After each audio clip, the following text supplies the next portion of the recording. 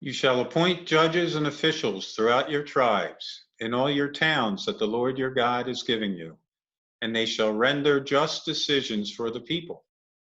You must not distort justice, you must not show partiality, and you must not accept bribes. For a bribe blinds the eyes of the wise and subverts the cause of those who are in the right.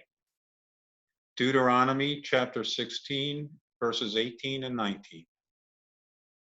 Hello, friends. Hope everyone is doing well. I'm Robert DeKalb, and I'd like to talk to you about a very important issue that we need to be aware of at this time, an issue that affects all of us. In our baptismal covenant, one of the things that we affirm is that we will respect the dignity of every human being. This means that everyone counts, and that everyone should be counted, and everyone has a voice. This year, we have two issues related to this: the 2020 census and a national election that is probably the most important in the history of our country. To affirm that everyone is created equal, everyone needs to be counted. And in the past, this is an effort that has fallen short of reaching everyone.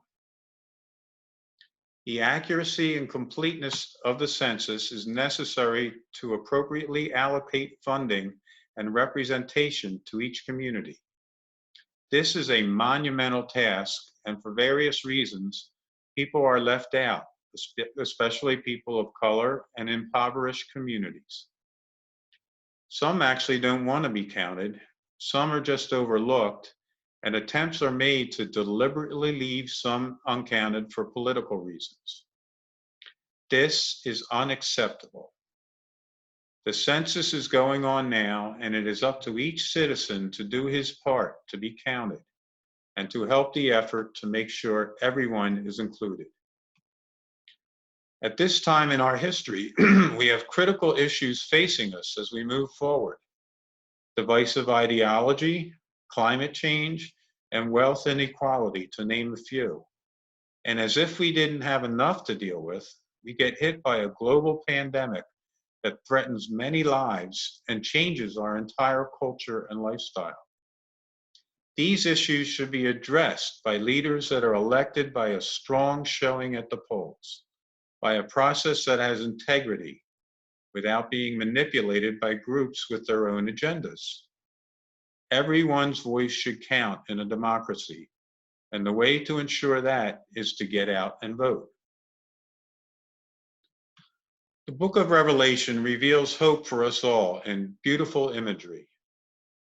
After this I looked, and there was a great multitude that no one could count, from every nation, from all tribes and peoples and languages, standing before the throne and before the Lamb, robed in white with palm branches in their hands. Revelation chapter 7, verse 9.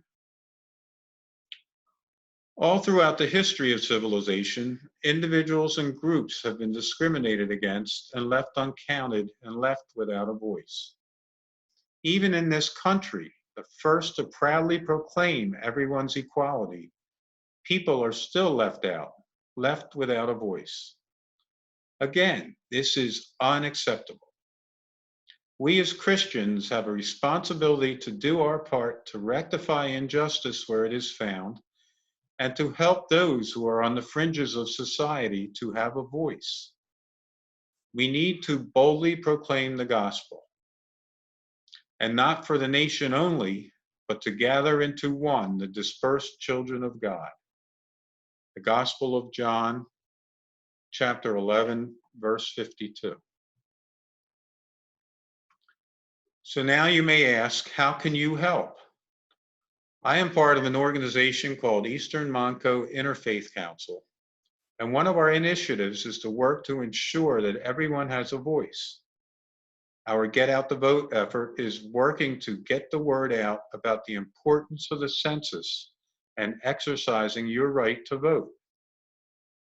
We are reaching out to educate folks about important dates in the election calendar and changes in the voting laws that they may not be aware of.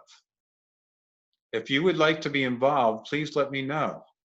There is information on our website and newsletter, And I will also be conducting an adult forum by Zoom this Sunday at 11:30 after the church service. Hope to see you there. Thank you.